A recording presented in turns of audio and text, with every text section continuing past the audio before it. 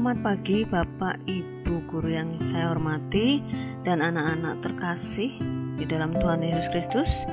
Pagi ini kita akan merenungkan firman Tuhan yang terambil dari bacaan Yeskiel 2 ayat 1 sampai 3. Tapi sebelumnya marilah kita bersatu di dalam doa. Mari kita berdoa. Bapa Tuhan Allah kami yang kami kenal di dalam nama Tuhan Yesus Kristus, selamat pagi Tuhan. Terima kasih untuk berkat-Mu pada hari ini, sehingga kami boleh terus merasakan kebaikan Tuhan dan kemurahan Tuhan dalam kehidupan kami sehari-hari. Dan Tuhan, pagi ini kiranya Engkau berkenan hadir dalam hati kami masing-masing, menolong kami untuk dapat mengerti firman-Mu, ajari kami untuk lebih peka mendengar suara-Mu, sehingga kami pun oleh karena kuasa-Mu kami bisa menjadi pelaku-pelaku firman Tuhan yang taat dan setia hanya kepada-Mu saja Tuhan. Tuhan, kami menyerahkan renungan pagi ini hanya di dalam nama Tuhan Yesus Kristus. Terima kasih Tuhan, amin. Pagi ini bacaan Nats yang terambil Mazmur 119 ayat 1. Berbahagialah orang-orang yang hidupnya tidak bercela, yang hidup menurut Taurat Tuhan. Semut madu bertahan hidup pada masa sulit dengan bergantung pada anggota-anggota tertentu dalam kelompok mereka yang dikenal sebagai wadah madu. Mereka menghisap begitu banyak madu sehingga tubuh mereka akan menggembung sampai mirip buah beri yang bulat kecil. Akibatnya, mereka hampir-hampir tidak bisa bergerak. Apabila makanan dan air mulai jarang didapat, semut-semut itu kemudian bertindak sebagai perut sosial dan menopang hidup seluruh koloni dengan menyediakan apa yang telah mereka simpan di dalam tubuh mereka sendiri.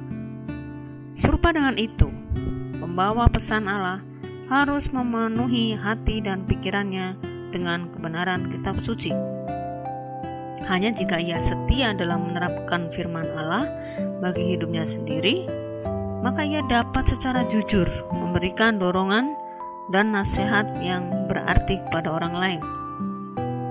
Tuhan memerintahkan Nabi Yeskiel untuk memakan gulungan kitab yang berisi pesan penuh ratapan, keluh kesah, dan rintihan. Yeskiel 2 ayat 10. Karena ia taat kepada Tuhan dan menerapkan pelajaran itu untuk hatinya sendiri terlebih dahulu, ia dapat dengan berani menyampaikan pesan yang memberi hidup kepada semua yang bersedia mendengarnya. Sebagai orang percaya, kita juga harus mengembangkan perut sosial dengan mencerna kebenaran Allah serta mengizinkan Roh Allah untuk menjadikannya sebagai bagian dari hidup kita. Kemudian, dengan dipenuhi firman Allah, kita dapat berbicara secara efektif pada orang lain yang memerlukan makanan rohani. Marilah Bapak dan Ibu guru serta anak-anak yang dikasihi Tuhan Yesus,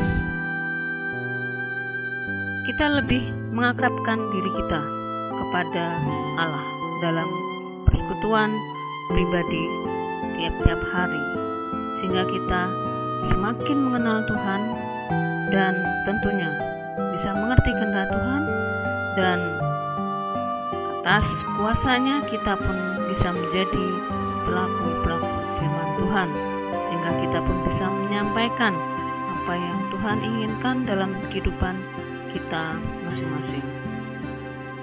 Mudah-mudahan perenungan ini bisa menjadi perumahan bagi hidup kita semuanya.